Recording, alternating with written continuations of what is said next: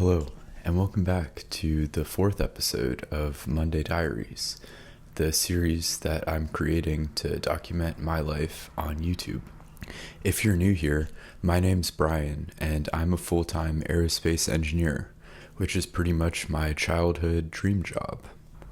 In my free time, I like to write and think about personal development and work on small software projects. In my professional life, I'm working towards getting into a position to where I can do something to contribute to the solutions for the climate crisis. Last Monday, I had talked about using the Eisenhower matrix to prioritize the tasks that you have to do because I was feeling quite burnt out at work over the past couple of weeks. And I'd like to report back and say that that was a success. I'm feeling a lot better while my motivation is still a little bit lacking. A win for last week was with my Premier League prediction project. I've built a machine learning model to try and forecast the outcomes of the Premier League season.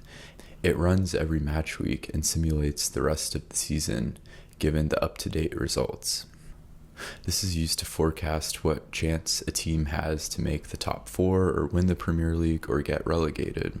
It also shows a match-by-match view of the probabilities that a team has to win, lose, or draw a match for the upcoming week of fixtures. The win for the week is that this process is now fully automated. I used to have to log in every week and kick off the simulations to populate the new table, but now using AWS Lambda functions, it kicks it off itself, which is very satisfying. I don't think I would have gotten to this point, even with the model as a whole, if I was trying to be perfect, but more on perfectionism later. What I'm working on this week is trying to build a machine learning model using computer vision to identify the outline of a glacier in Iceland that I visited with my mom 5 years ago. Up until now, I've been working on extracting the data from Google Earth Engine, but now have the satellite data needed to proceed with the machine learning part of this project. And with that, I'd like to leave you with my one thought of the week, which is perfectionism and how you can combat this. The main principles here are: don't let great be the enemy of good, and force yourself to finish something. Starting with don't let great be the enemy of good, this is a reminder that even if you complete something, it is better than not completing anything, even if what you would have completed is something far greater. And I think that this is important because completing small things builds momentum. And if you want to complete something great, it's easier to pick up from something that's partially there, partially completed, as opposed to starting from scratch.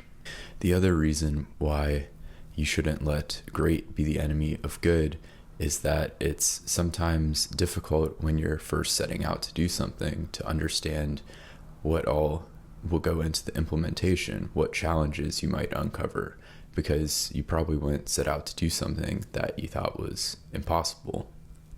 While there's nothing wrong with attempting to do very hard things, it's important to be honest with yourself about what you can actually achieve and make sure that you can do that. If greatness is your ceiling, or the most that you can achieve when you set out to do something, what is your floor? Well, that's where the idea of forcing yourself to output something comes into play. If you know going into something that you have to produce something and complete it, you're probably going to achieve more than if you let yourself give up. And even if the end point is going a different direction, what you can get out of something is a lesson learned, and you can write that down, you can go on Twitter about it, or you can post a blog. And that way you're still getting something out of the project. The other part of this is Parkinson's law, giving yourself a finite time goal, because you're more likely to achieve something if you know that there's a due date.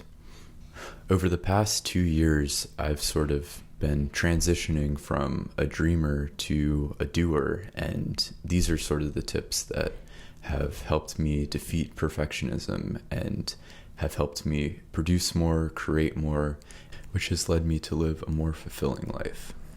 And with that, I hope you have a great week. I'll talk to you next week. Bye bye.